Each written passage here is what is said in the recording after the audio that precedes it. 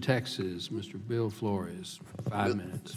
Mr. Secretary, it's great to see you. Texas A&M. That's right. So, I'm thrilled that President Trump picked Fighting Texas Aggie to serve in your position. So it's an honor to have you here today. Thanks, sir. I would I'll give you an example that you can use to respond to questions like the one you just had when you were badgered a few minutes ago.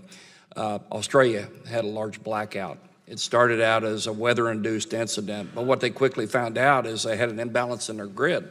They didn't have sufficient baseload capacity to back up their wind capacity, and as a result, several million people were without power for quite a long period of time. So that's something that you can use to talk about what you're trying to prevent with your order to FERC that I think would be helpful.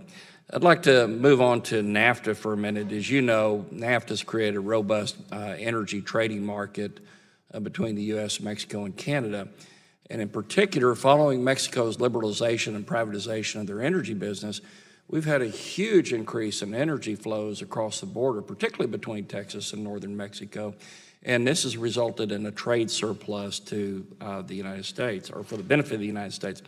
I am concerned that the U.S. Trade Representative is making a proposal with regard to NAFTA that would short-circuit those gains that we've had in terms of our ability to export energy to Mexico. And so I was going to ask you, my question is this: are you consulting with the administration, particularly with the U.S. Trade Representative, about making sure that we get NAFTA 2.0 done correctly so that we have a robust energy market with Mexico and Canada? We are, Mr. Flores, and I've been in direct contact with Pedro Joaquin Coldwell, my counterpart in Mexico, as well as Jim Carr, my counterpart in Canada. And just we're going to have a trilateral meeting in Houston the 13th through the 15th of November to discuss this and other issues, particularly a North American energy strategy. We think it's really important that this, actually Western Hemispheric, but in particular the North America region is as attached to the hip as we can be and supporting each other and developing an energy strategy that will take care of us. Well, I'm pleased to hear that you're going to stay engaged in that process, because I think it's important for the United States as a whole, and Texas in particular. I really like the approach of energy dominance that you and the administration have adopted, and it has huge geopolitical implications as the United States becomes energy secure. A great example is Lithuania. I mean, they have a ship there called the Independence. Imagine that name, Independence. And they use it to liquefy LNG that's imported from around the world, but particularly from the United States. That has changed Lithuania from being dependent on Russian gas to being a net energy supplier to its Baltic neighbors. I think that has huge implications geopolitically. So I appreciate your efforts with the administration to promote this idea of energy dominance. But moving on, how has this new age of energy abundance benefited our global competitiveness and allowed us to position ourselves as a global energy superpower?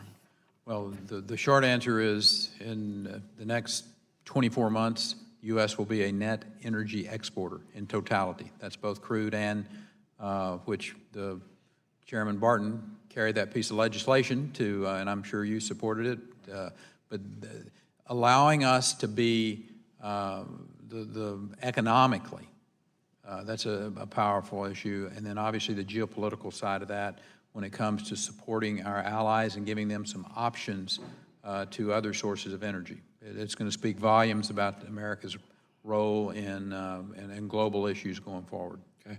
I have a couple of other questions I'll submit for the record in the interest of time, but I do have one final question. Recently, the House passed H.R. 2910, which is one of my pieces of legislation called Promoting Interagency Coordination for the Review of Natural Gas Pipelines Act, which improves FERC's permitting process, or FERC's role in the permitting process. Do you agree that it would help to have one agency acting as the lead agency for the purposes of coordinating the various environmental reviews for pipeline construction? I'll put on my previous hat as the former governor of Texas, it would make abundant good sense to, always keeping the people's needs and the safety and the environmental issues paramount, but to find more efficient, effective, streamlined ways to permit projects is going to help this economy. There was nothing that we did in the state of Texas that sent a more powerful message for economic development than having a stable permitting and regulatory climate. That's great. Thank you for being here today. It's great to have you as our lead cabinet witness. I yield back the balance of my time. Thank you, sir. Gentlemen,